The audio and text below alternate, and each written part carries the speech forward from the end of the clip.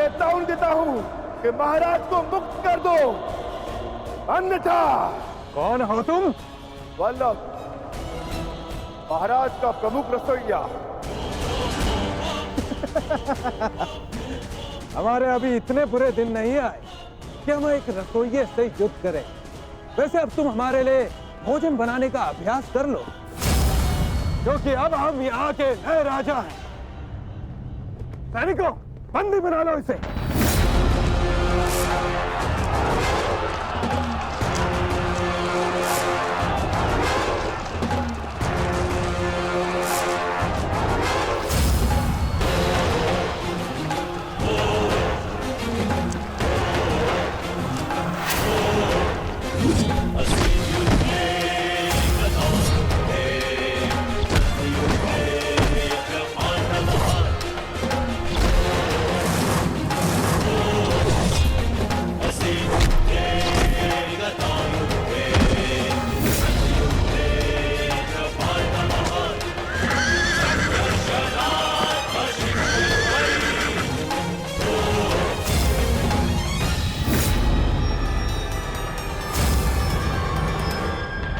हे ईश्वर, दुर्योधन, महाबली भीष्म और अंगराज कर्ण जैसे महारथियों का सामना कैसे करेगी हमारी सेना?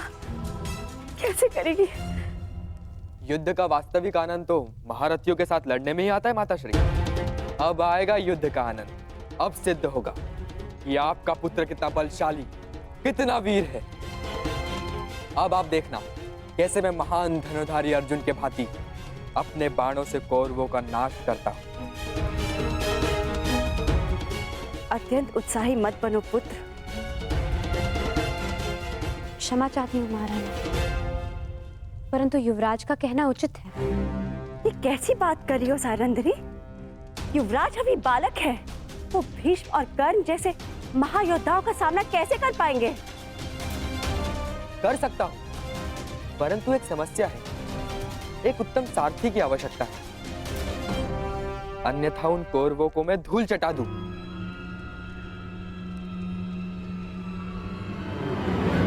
प्रतीक्षा किस बात की युवराज? आगे बढ़िए। क्या? मैं बताती हूँ महारानी। बृहनला कुमार की सारथी बनकर जाएगी। क्या? बृहनला एक किन्नर मेरी सारथी बनेगी? अरे ये नृत्यशाला नहीं, युद्ध भूमि है, युद्ध भूमि। वीणा की तार और अश्वों की रास में बहुत अंतर होता है। वहां मृत्यु तांडव करती है। सैरंद्री, तुम इतना मूर्खतापूर्ण सुझाव कैसे दे सकती हो? कुमार, आपने महान धनुर्धर अर्जुन का नाम लिया, इसी कारणवश मैंने बृहनला को आपकी सारथी बनाने का सुझाव दिया, क्योंकि एक समय पर बृहनला अर्जुन की सारथी रह चुकी है। क्या? ये अर्जुन की सारथी? विश्वास नहीं होता।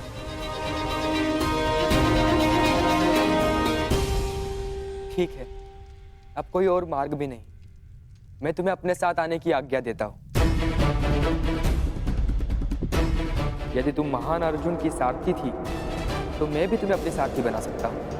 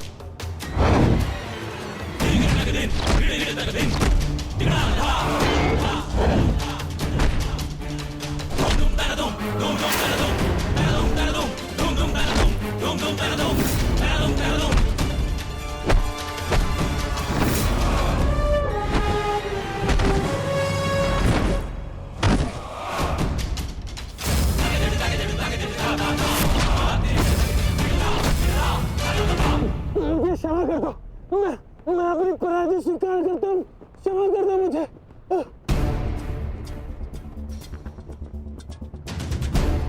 इतने भी बुरे दिन नहीं आए कि प्राणों की भीख मांग रहे एक याचक को निराश करूं।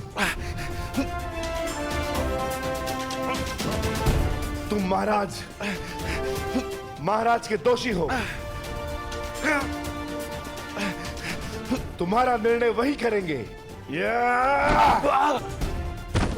क्षमा क्षमा महाराज, मैं अपनी पराजय स्वीकार करता हूँ। आदेश दीजिए महाराज, क्या करना है इस दुष्ट पापी का?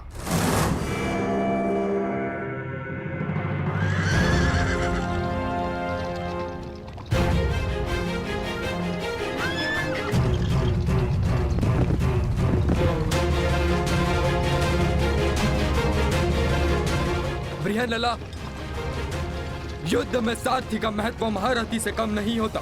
यदि आज तुमने चतुराई से रथ नहीं चलाया तो मैं अपने पूर्ण कौशल का उपयोग नहीं कर पाऊंगा। मुझे आज महामही भीष्म, महाबली कर्ण और महान द्रोण जैसे महारथियों को परास्त करना है। और ज्ञात रहे, जिस गति से मेरे बाण चले उसी गति से ये रथ चलना चाहिए। जो आदेश युवराज, मैं प्रयास करूंगी कि आपको निराश ना करूं।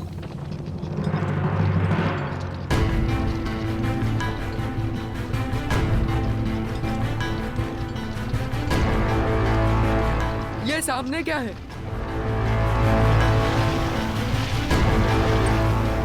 रथ की गति बढ़ाओ बृहन्नला, मुझे स्पष्ट नहीं दिख रहा है।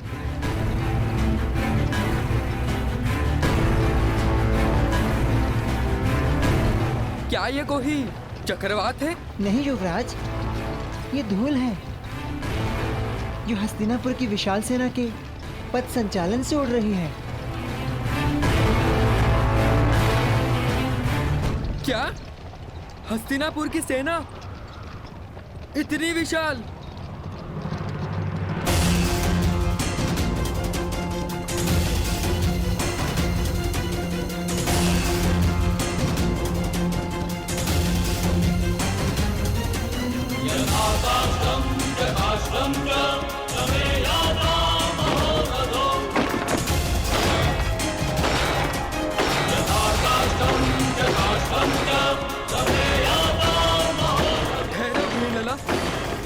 मैंने कहा रथ रोको बृहन्नला।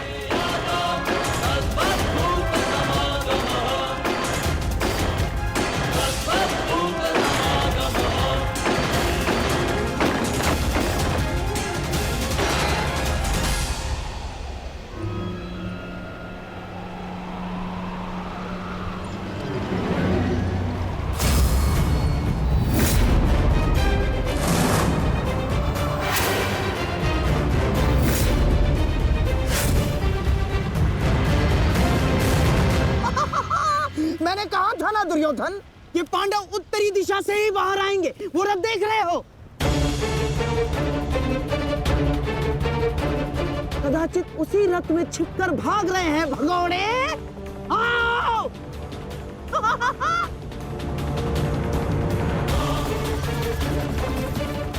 जो भी हो, ये पांडव सदा अचंभित कर ही देते हैं। हस्तिनापुर की इतनी बड़ी सेना के समक्ष केवल एक पांडव पुत्र। दुर्भाग्य, दुर्भाग्य, दुर्भाग्य। केवल अब 4 पांडव वन में जाएंगे, क्योंकि एक का आज ही अंत हो जाएगा। यही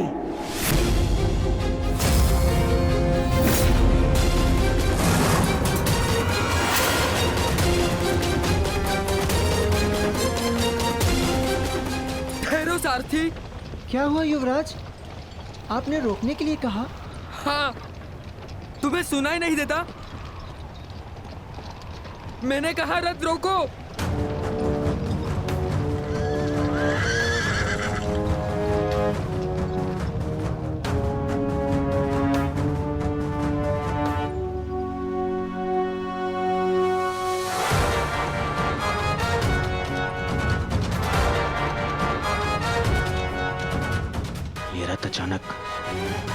अचानक रुक क्यों गया?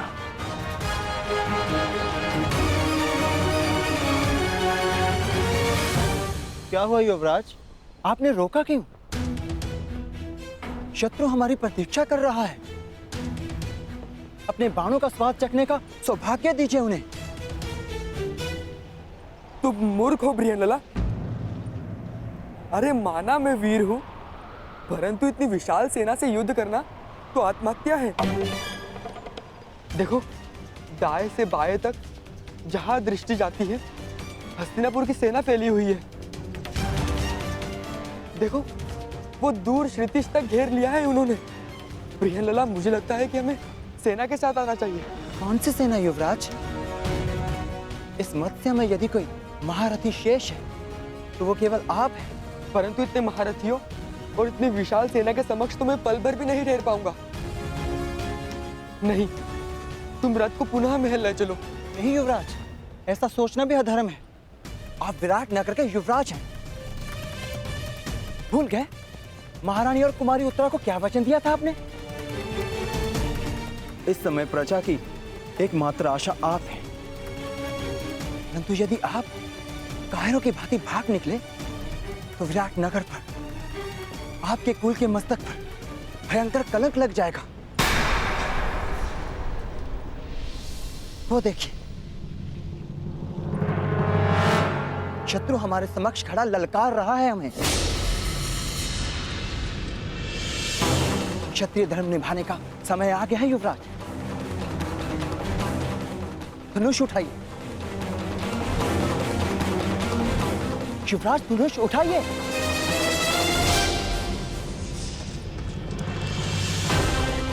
युवराज रुक जाइए, कायरता मत दिखाइए। शत्रु को पीठ दिखाकर भागना एक सबसे बड़ी मूर्खता है। एक योद्धा के लिए सबसे बड़ा पाप है। पाप सह लूंगा, परंतु इस सेना के वाहन नहीं सह पाऊंगा। मुझे नहीं कहलवाना योद्धा, मुझे अपने प्राण अधिक प्रिय है। मैं तुम्हें भागने नहीं दूंगा कुमार, भागने नहीं दूंगा।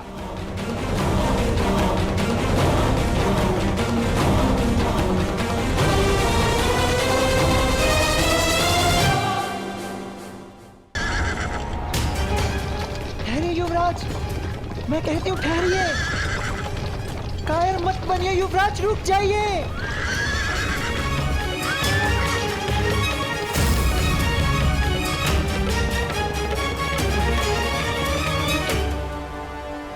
ये कैसे हो सकता है?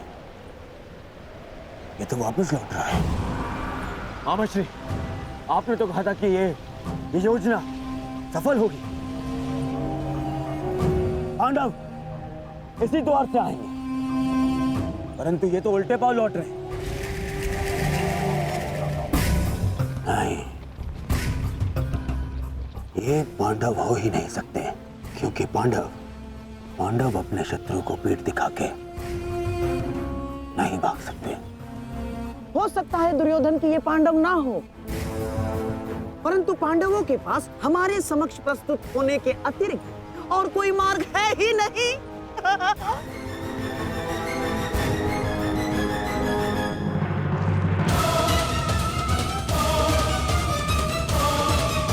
आप भाग नहीं सकते कुमार। कोई और मार्ग नहीं है बृहन्नला। मैं इतनी शक्तिशाली सेना से युद्ध नहीं कर सकता। परंतु मेरी दृष्टि में युद्ध के अतिरिक्त कोई मार्ग नहीं।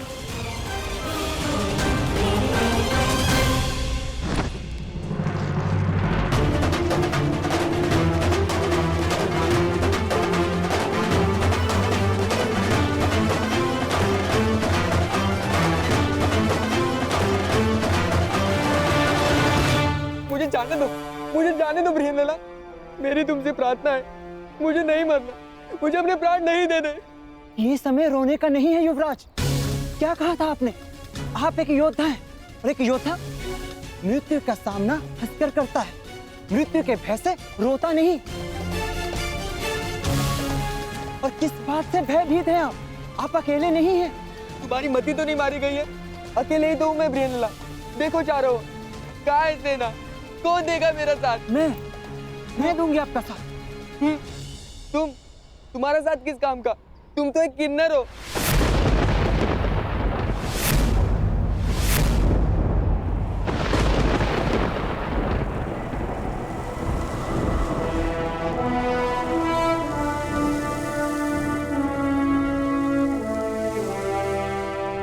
नहीं उत्तर। मैं कौंते अर्जुन, पशुपतधारी, ब्रह्मास्त्रधारी अर्जुन,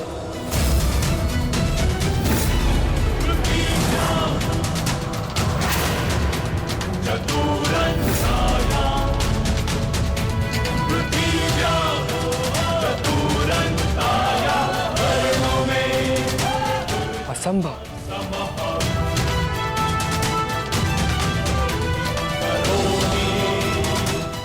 सत्य कल्पना से अधिक आश्चर्यजनक होता है कुमार। मैं सत्य में अर्जुन और मेरे ज्येष्ठ भ्राता श्री युधिष्ठिर इस समय कंक वेश में तुम्हारे पिता श्री की सहायता कर रहे हैं। और जो तुम्हारा प्रधान रसोइया है वो कोई और नहीं, महाबली शक्तिशाली भीम है। और जो ग्रंथिक तुम्हारी अश्वशाला संभालता है वो मेरा अनुज नकुल। और जो तुम्हारी गौशाला संभालता है कोई तांतीपाल नहीं, मेरा अनुज सहदेव। और तुम्हारी माता की दासी सैरेंद्री, स्वयं याज्ञसेन, पांचाली। हम पांचों भाई यहाँ अज्ञातवास में, परंतु इस अज्ञातवास में तुम्हें तुम्हारे साहस का ज्ञान कराना कदाचित हमारा प्रारंभ है। महाबली, महाधनुधारी अर्जुन, मुझे क्षमा कर दीजिए महान धनुधारी अर्जुन।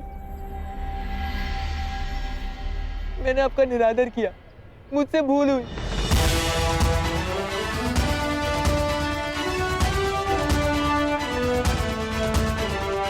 ये तुम्हारी भूल नहीं, हमारी सफलता है जो तुम हमारा वास्तविक रूप पहचान नहीं पाए। परंतु भविष्य में किसी को छोटा समझकर उसका निरादर करना सबसे बड़ी भूल होगी। मनुष्य भिक्षुक हो या राजा, सबसे पहले मनुष्य होता है और हर मनुष्य को सम्मान पाने का अधिकार है। यह मेरा सौभाग्य है कि मुझे आपका साथ मिला। अब मेरे लिए क्या आदेश है? आदेश नहीं, निवेदन है। जिस मत्स्य ने हमें शरण दी उसका आदर बना रहे, इसलिए हमें पुनः रणभूमि लौटना है। आपको अपने साथ पाकर मुझ में साहस जाग गया है। चलिए विराट के शत्रुओं का नाश कर देते हैं। निसंदेह, परंतु महाबलियों का सामना करने के लिए हमें कुछ वस्तुओं की आवश्यकता होगी। उस वृक्ष पर लटके श्वेत वस्त्र में हमारी कुछ वस्तुएं।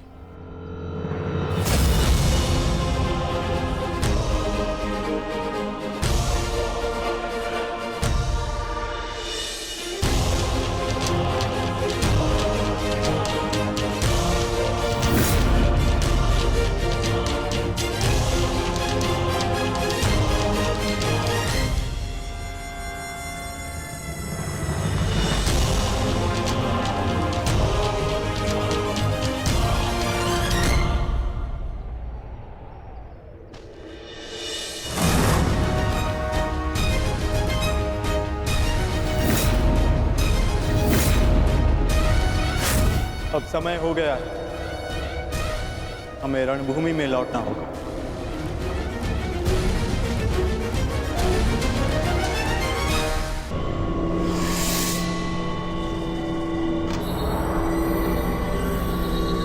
मैं और प्रतीक्षा नहीं कर सकता मामाश्री।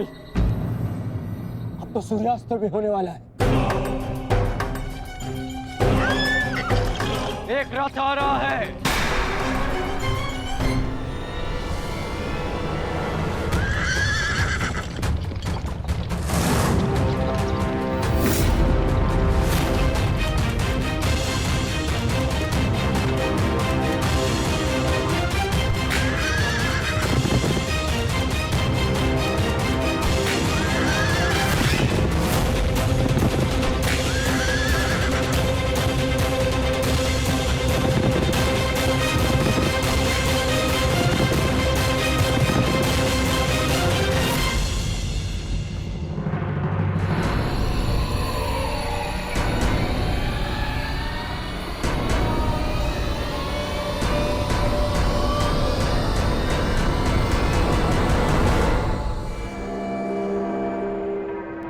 ये तो एक स्त्री है।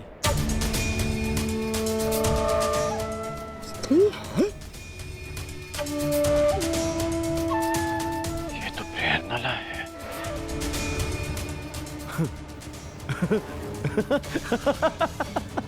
देख रहे हैं मामा श्री,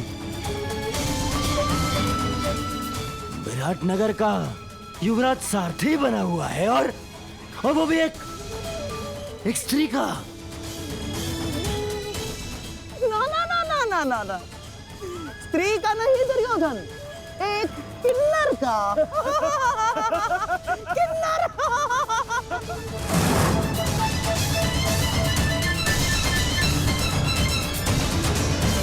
ऐसा तुमसे युद्ध करना मेरा और हसनैनापुर के मान का अपमान है।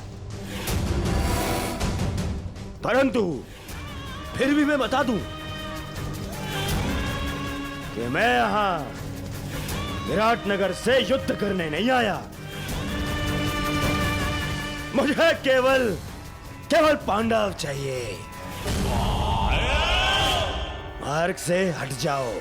कदाचित भूल रहे हो युवराज, जिसके हाथ में धनुष होता है उसका परिचय उसका कौशल देता है। तुम्हारे सामने एक योद्धा खड़ा है। विराटनगर की सीमा पार करने से पूर्व तुम्हें मुझसे युद्ध करना होगा। विजय पानी होगी मुझ पे। कल्पना अच्छी है किन्नर, परंतु एक किन्नर से युद्ध करना देख वजह दुर्योधन के सम्मान के विरुद्ध है। परंतु फिर भी यदि युद्ध करने की इच्छुक ही हो तो पहले अपना परिचय दो। कौन तुम? बृहनिल्ला, बृहनिल्ला नाम है मेरा।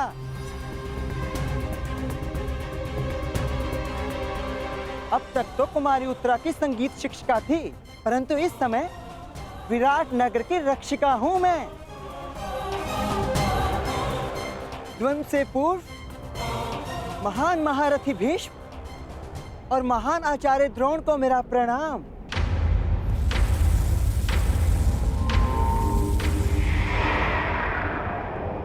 हो सकता है ये भेष बदले कोई पांडव ही हो।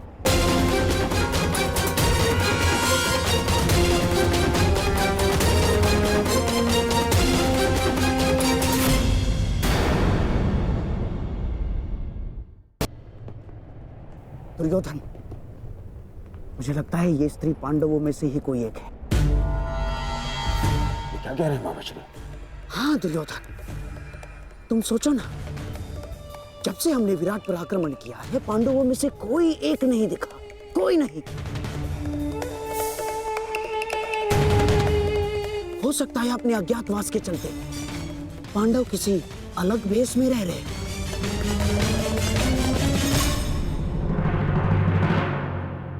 दुर्योधन, मुझे पूर्ण विश्वास है कि ये पांडवों में से ही कोई एक है। तुम मेरी बात मानो, ये वही है। यदि तुम किसी भी प्रकार इससे ये उगलवा सको तो पांडवों का अज्ञातवास भंग समझो। दुर्योधन, यदि हमने ये सिद्ध कर दिया कि ये पांडवों में से ही कोई एक है और स्त्री बनकर हमारे साथ छल कर रहा है, तो हम पुनः पांडवों को 13 वर्ष के लिए वनवास भेज देंगे।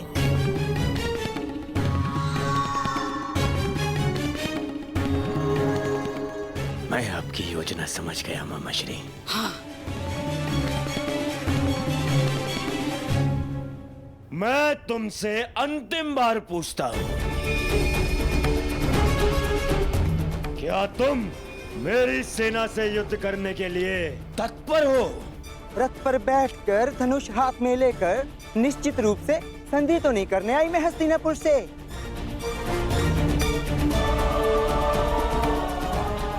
बृहनिल्ला नृत्य और संगीत ही नहीं जानती, और भी बहुत कुछ शेष है जो आपके समक्ष आने वाला है।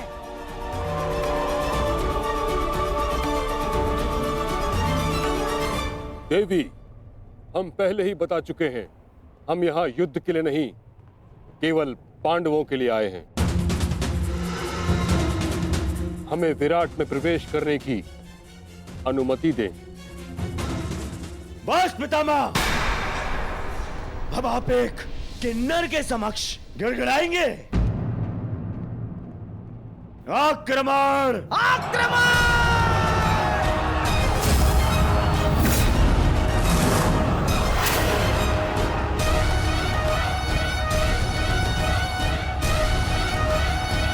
मैं अंतिम चेतावनी देती हूँ, विराट नगर की सीमा से दूर चले जाओ, अन्यथा मुझे अस्त्र चलाने होंगे।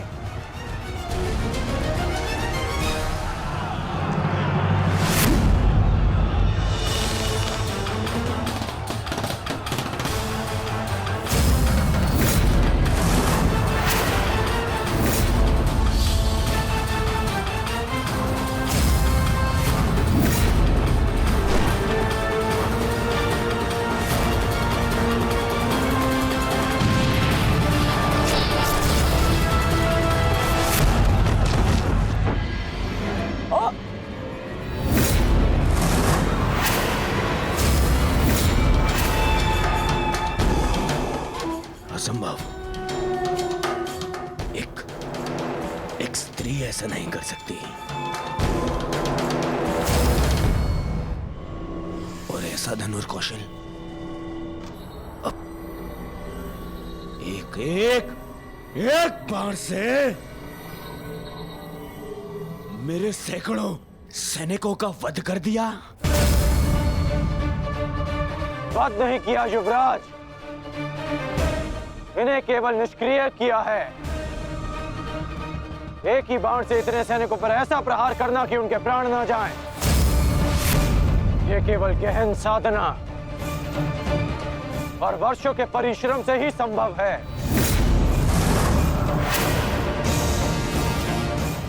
ये कोई साधारण योद्धा नहीं युवराज। तो तुम भी वही सोच रहे हो जो मैं सोच रहा हूं।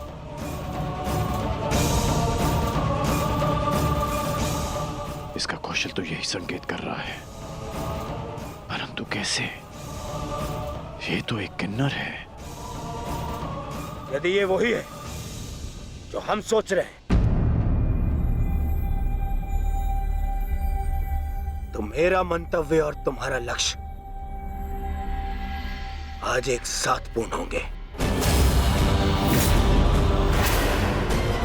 बहुत गर्व है ना अपनी सैन्य शक्ति पर दुर्योधन, परंतु इन निर्दोष सैनिकों के प्राण क्यों गंवा रहे हो?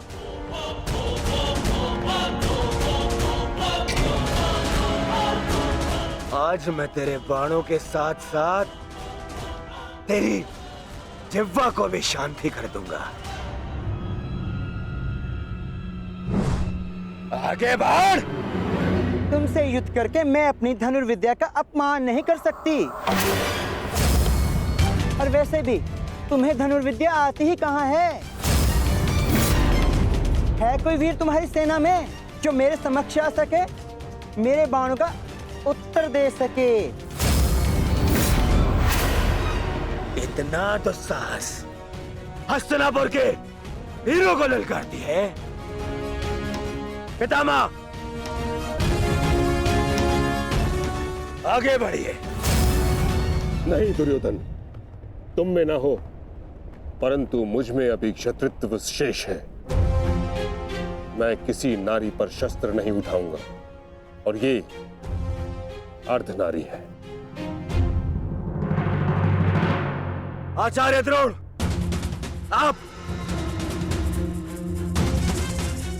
आप इस किन्नर को इसकी भूल का आभास कराइए। आप आगे बढ़िए। चलो सारथी।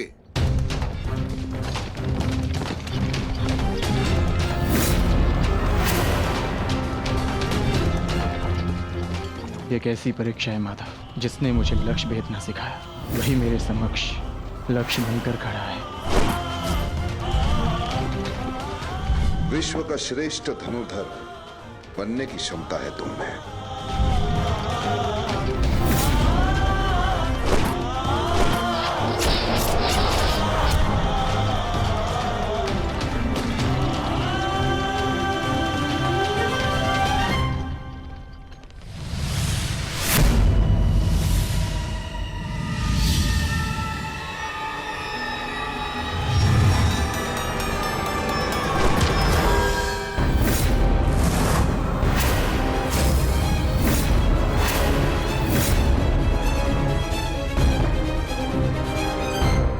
प्रणाम करने वाला ये किन्नर कहीं मेरा शिष्य अर्जुन तो नहीं?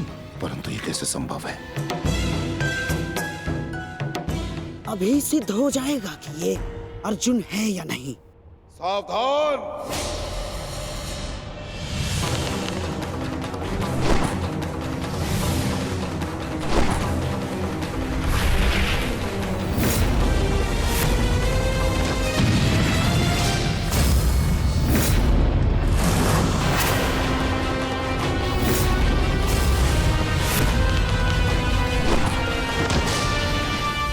आचार्य!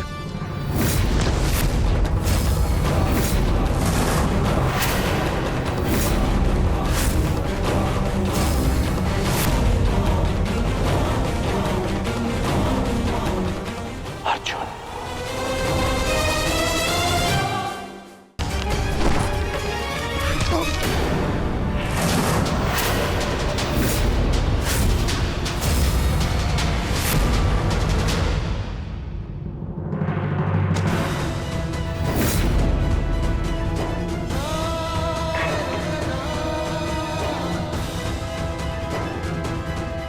सारथी, आचार्य का रथ लौटा लाओ।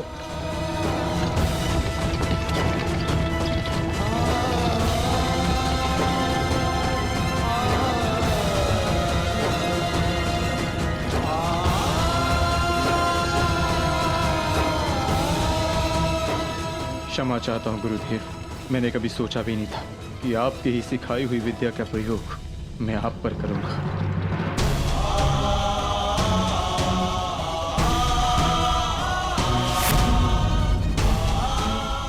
अर्जुन, तुम ऐसी मूर्खता क्यों कर रहे हो?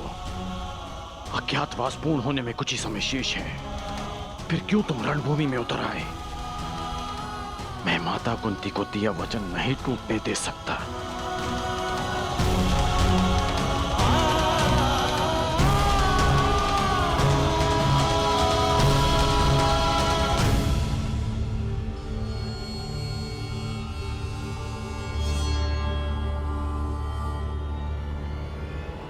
दुर्योधन, समय निकलता जा रहा है। हमें शीघ्र ही इस पांडव को पराजित करके इसका वास्तविक रूप सामने लाना होगा दुर्योधन।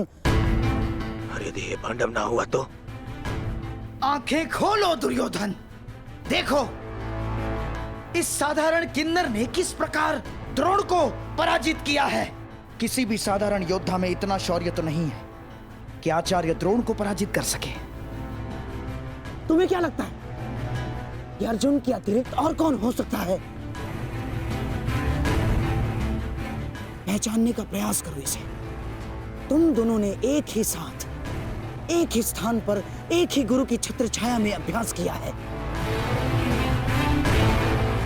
अपनी आंखों से इसे धनुर्विद्या सीखते हुए देखा है तुमने। पहचानो इसे, कौन है ये?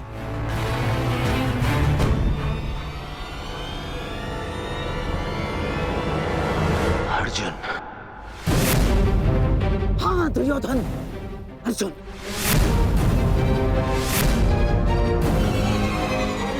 अब तुम्हें कैसे भी करके इसका वास्तविक रूप पितामह के सामने लाना है, और उसके लिए तुम्हारे पास केवल एक अस्त्र उपाय है।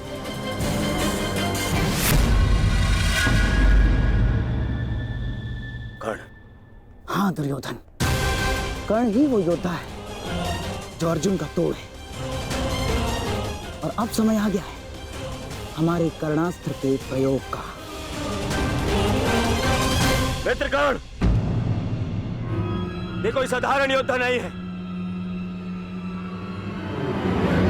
मैं चाहता हूं कि तुम इसका गर्व भंग करो।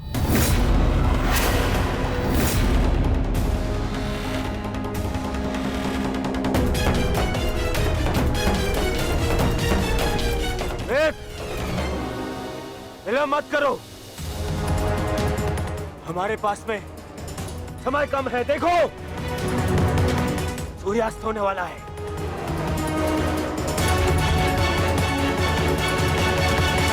यदि एक मित्र का निवेदन स्वीकार नहीं है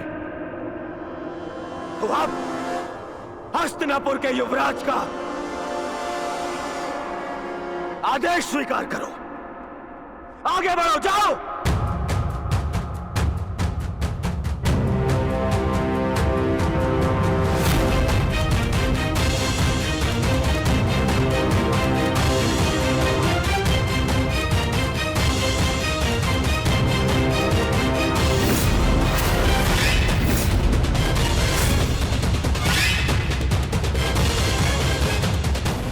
अब आएगा युद्ध का आनंद। आज पूर्ण होगा वो अधूरा द्वंद्व।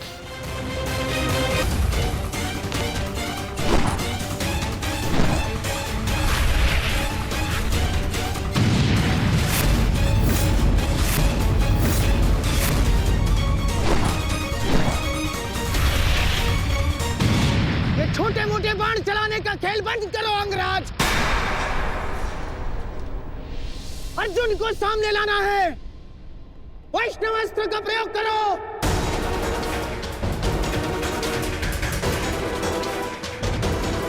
मैं वैष्णव अस्त्र प्रयोग नहीं कर सकता। समझते क्यों नहीं हो अंगराज? इस धरती पर केवल एक ही महायोद्धा है जिसके पास पशुपतास्त्र है, और वो है अर्जुन।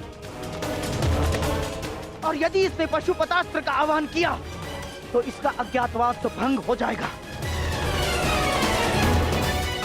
और पशुपतास्त्र तभी सामने आएगा अंगराज जब उसके समक्ष महाशक्तिशाली वैष्णव अस्त्र का प्रयोग होगा।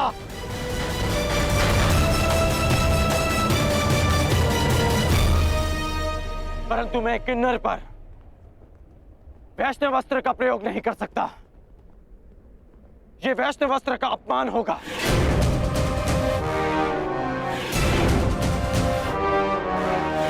और वैसे भी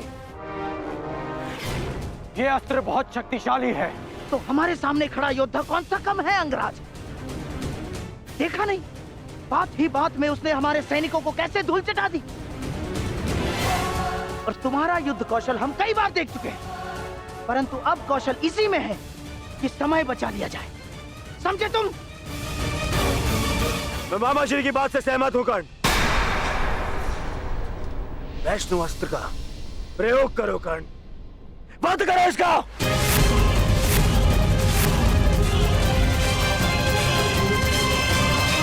दुर्योधन, अब इस अर्जुन के पास केवल दो ही विकल्प है।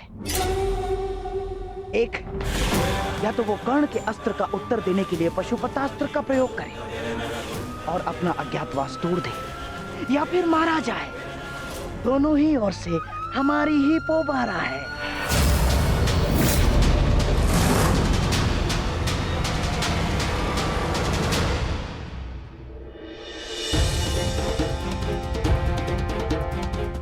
बस कुछ क्षण और, सूर्यास्त होने के साथ साथ यह अज्ञातवास भी अस्त हो जाएगा। बस एक ही भय, लला के अर्जुन होने का भेद ना खुल जाए। ज्येष्ठ, विराटनगर अब सुशर्मा से सुरक्षित है। हम अपना कर्तव्य पूर्ण कर चुके हैं। हमें शीघ्र ही अर्जुन की सहायता के लिए रणभूमि में जाना चाहिए। नहीं भी, लला के रूप में वो भले ही अर्जुन को ना पहचान पाए। यदि हम पांचों एक साथ गए तो अज्ञातवास निश्चित रूप में भंग हो जाएगा। तो क्या हम अनुज अर्जुन को निस्सहाय छोड़ दें? आर्य अर्जुन निस्सहाय नहीं है आर्य भीम, वो तो पशुपतास्त्रधारी है, और अभी तक उनकी ओर से कोई सूचना भी नहीं आई। इसका अर्थ तो यही है कि इन्होंने कौरवों को अभी तक उलझा के रखा है। मेरा अनुज अर्जुन वीर है, परंतु वो अकेला आचार्य द्रोण, पितामह भीष्म और कर्ण के बल का सामना कैसे करेगा? वहां शकुनी का छल भी होगा। संशय में मत रहिए ज्येष्ठ, अर्जुन को हमारी आवश्यकता है।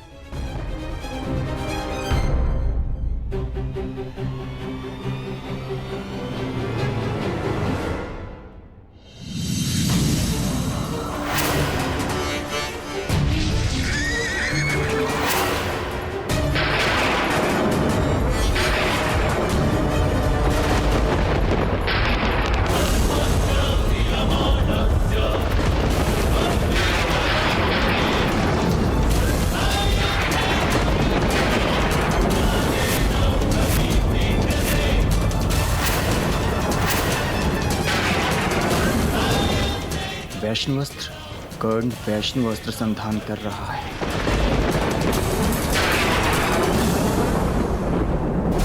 ये पशुपतास्त्र हर दिव्यास्त्र का उत्तर है अर्जुन। वैष्णवास्त्र हो या ब्रह्मास्त्र, पशुपतास्त्र सबको निस्तेज कर देगा।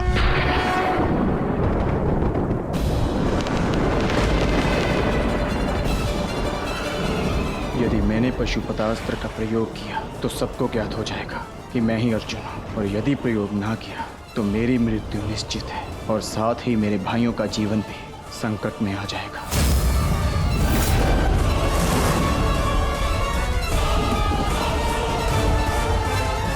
12 वर्ष का वनवास और सही, परंतु मैं अपने भाइयों और पांचाली को निर्बल नहीं होने दूंगा।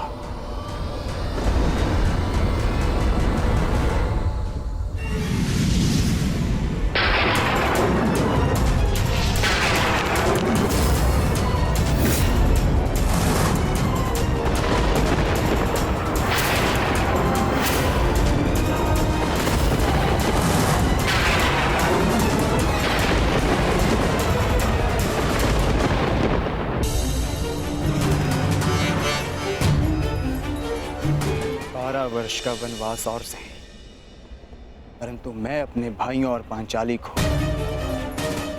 निर्बल नहीं होने दूंगा।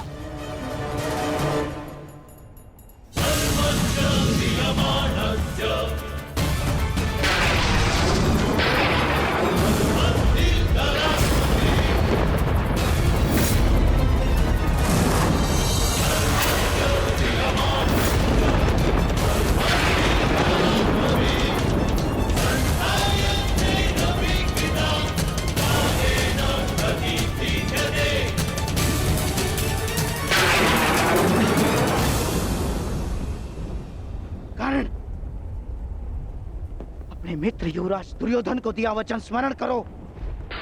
प्रयोग करो वैष्णवास्त्र का, प्रयोग करो। मुझे अपने मित्र कर्ण के ऊपर पूर्ण विश्वास है। मैं नहीं चाहता कि भाई भाई पर शस्त्र उठाए, क्योंकि इस युद्ध से विनाश के अतिरिक्त कुछ नहीं मिलने वाला। द्वंद्व अधूरा छोड़कर आ गए। प्रयास किया है कि द्यूत में जो अधर्म हुआ उसे धर्म युद्ध से धोया जा सके, परंतु एक वचन भी है कि आपके पुत्र 1 वर्ष का अज्ञातवास अवश्य पूर्ण करेंगे। कर्ण को अपना हर वचन स्मरण है। मैंने युवराज दुर्योधन के लिए शस्त्र उठाने का वचन दिया है। युद्ध तो मैं अवश्य करूंगा, परंतु मैंने एक और वचन दिया है कि आपके पुत्र अज्ञातवास पूरा करेंगे, और ये वचन भी मैं अवश्य पूरा करूंगा।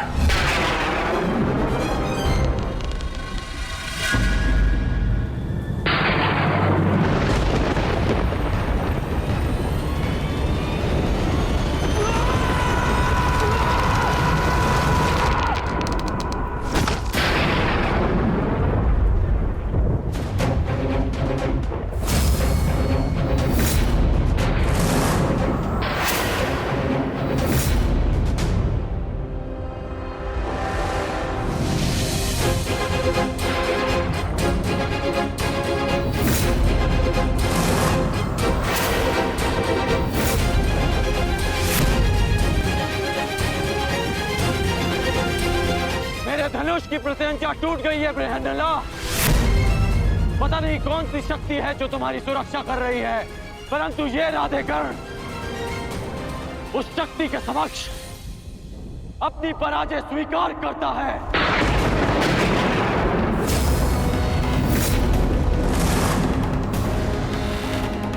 क्षमा कीजिएगा युवराज, परंतु मैंने आपको अपना दिया वचन और हस्तिनापुर के लिए अपना उत्तरदायित्व पूर्ण करने का प्रयास किया, परंतु प्रारब्ध ने मेरा साथ नहीं दिया।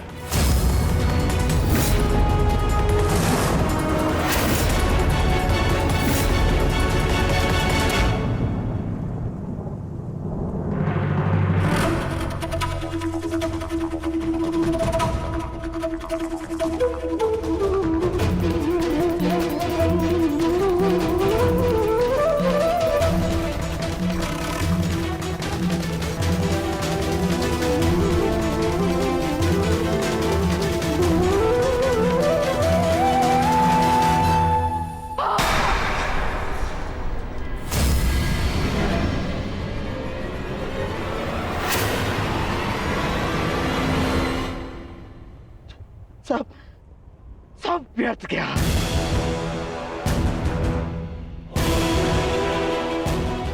कितना परिश्रम, कितनी योजना, सब व्यर्थ गया, सब।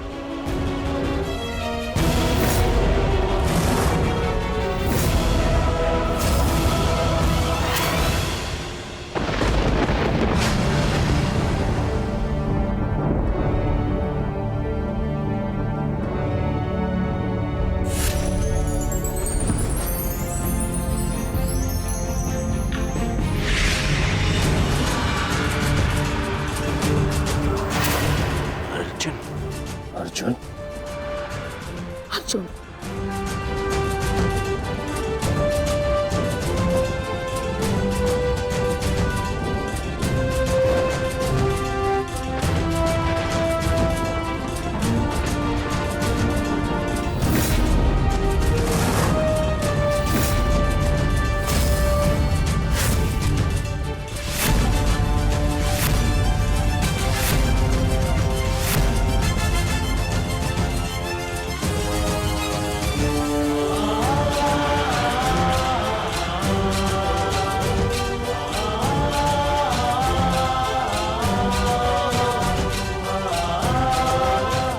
अज्ञातवास पूर्ण हुआ ज्येष्ठ।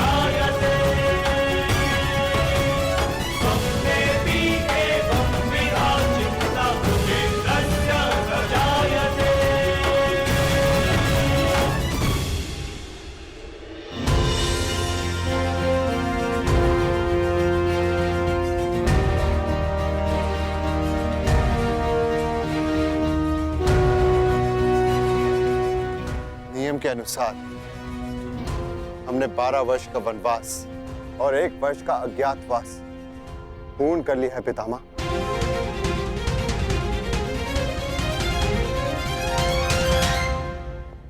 आपसे यह आशा नहीं थी धर्मराज कि आप असत्य भाषण करेंगे।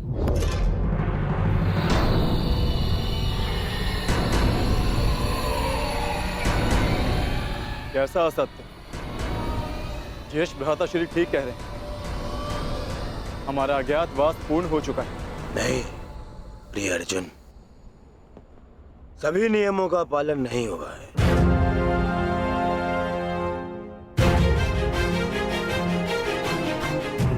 कैसे नहीं हुआ? 13वें वर्ष में हमें कोई पहचान ना सके, यही नियम था। हाँ, और इस नियम को समझने के लिए तुम लोगों के पास पुनः 13 वर्ष का समय होगा भीम, है ना दुर्योधन? समझाओ इसे। हाँ मामाश्री, क्योंकि नियम अनुसार पहचाने जाने पर असत्य बोलना भी नियम भंग करना होता है, और असत्य बोलकर तुमने नियम भंग किया।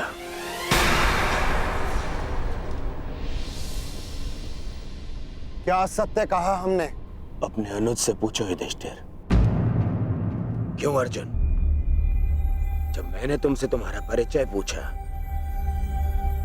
तो क्या कहा था तुमने? बृहनिल्ला, बृहनिल्ला नाम है मेरा।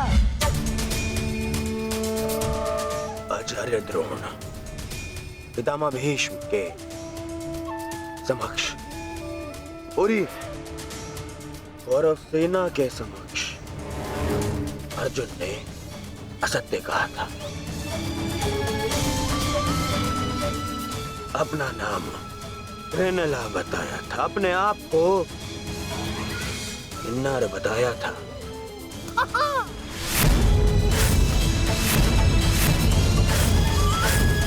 क्यों अर्जुन, क्या ये असत्य नहीं था?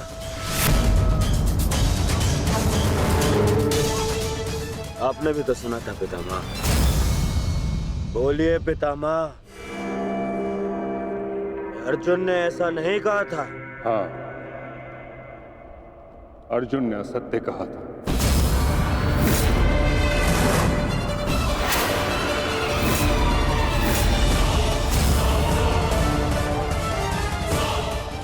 और अर्जुन ने अपना नाम बृहन्नला बताया था, और वही बृहन्नला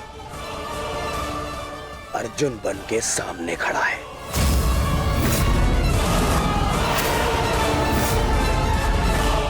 अर्थात अज्ञातवास भंग माना जाता है।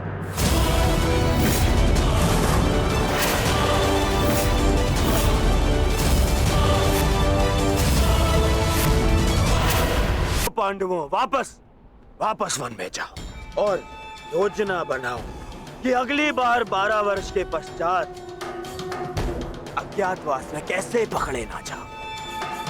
हैं? जाओ। जाओ। नहीं दुर्योधन,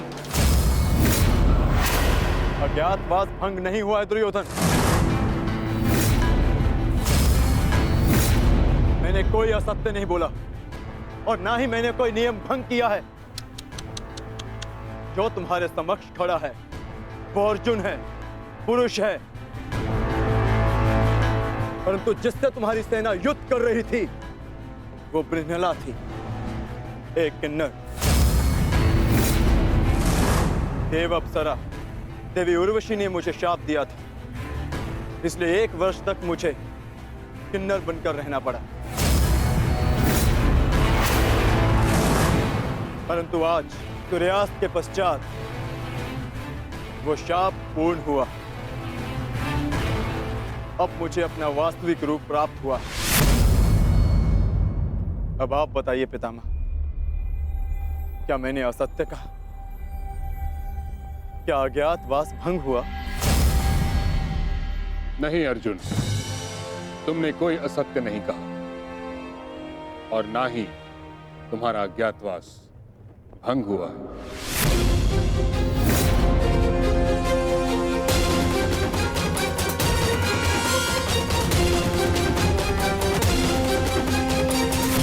परंतु मैंने इसे पहचान लिया था पितामह।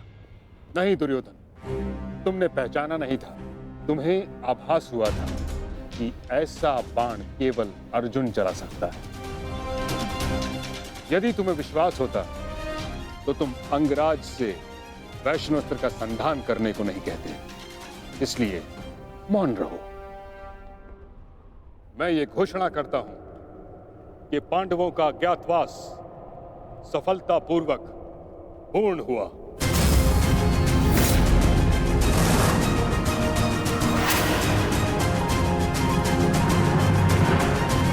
नहीं, नहीं मानता मैं। नहीं इनका अज्ञातवास पूर्ण हुआ है और न ही मैंने इनका राज्य लौटाऊंगा। अब जो भी निर्णय होगा वो युद्ध से होगा। हम पुनः अवश्य मिलेंगे युधिष्ठिर, रणभूमि में। स्मरण रखना दुर्योधन, हमने कभी युद्ध नहीं चाहा था। तुमने हमें इस युद्ध में धकेला है और अब यदि आर्यव्रत के भाग्य में युद्ध ही है तो ठीक है, जो युद्ध होगा अवश्य होगा। यदि न्याय और नीति के लिए हम वनवास भोग सकते हैं तो न्याय की स्थापना के लिए हम युद्ध भी अवश्य कर सकते हैं।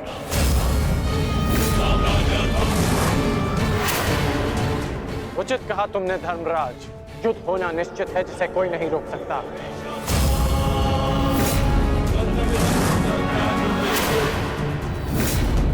अज्ञातवास पूर्ण होने का सुख कुछ ही दिनों तक रहेगा धर्मराज। हमने भी इन 13 वर्षों को यूं ही नहीं काटा है कर्ण। जानता हूं, परंतु आप ये नहीं जानते कि इन 13 वर्षों के समाप्त होने की प्रतीक्षा आपसे अधिक मैंने की है। हर पल मैंने युद्ध की तैयारी की है धर्मराज।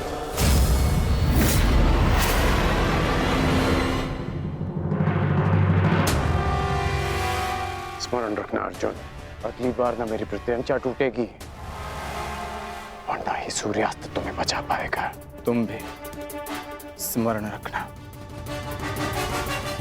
अगली बार वैष्णु अस्त्र का उत्तर पशुपतास्त्र से मिलेगा।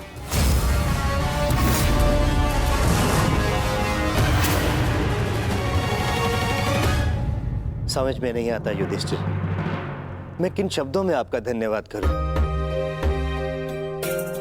आप पांचों ने ना केवल मेरी, मेरे परिवार की, अपितु मेरी प्रजा की भी रक्षा की है। आभार की आवश्यकता नहीं है महाराज, क्योंकि हम स्वयं आपके उपकारों के तले दबे हैं। यदि विराट नगर ने हमें शरण न दी होती तो हम फिर से 12 वर्ष का वनवास भोग रहे होते। सम्राट, समझ नहीं आता कि आपका ये ऋण कैसे चुकाऊंगा मैं। जीवन भर भी आपके चरणों में सेवा करूं, ये ऋण नहीं उतार पाऊंगा मैं।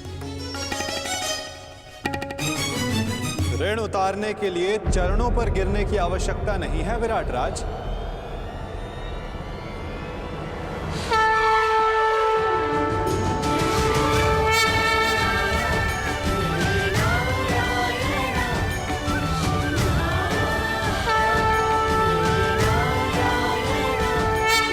वासुदेव,